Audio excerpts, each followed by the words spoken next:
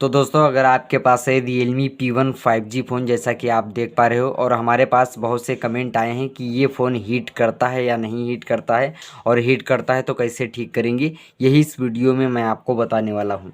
तो दोस्तों मैं आपको बता दूँ, हमें 15 दिन लगभग हो चुका है ये फ़ोन ख़रीदे।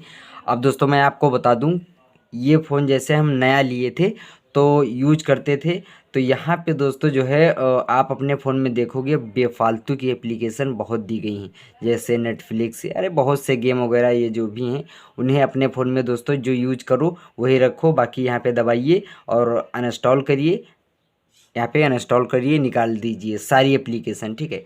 तो ये दोस्तों जो है क्लियर कर दीजिए और हमेशा अपने फ़ोन में लगभग 3-4 GB आप जो है स्टोरेज को खाली रखें। आपका फ़ोन हीट और हैंग वगैरह नहीं करेगा। और हीट करने की बात रही तो दोस्तों मैं आपको बता दूं, जब हम नया लेके आए थे तो यूज कर रहे थे तो 1 हफ्ता तक दोस्तों बहुत ही हीट हुआ था ये फ़ोन, ठीक है।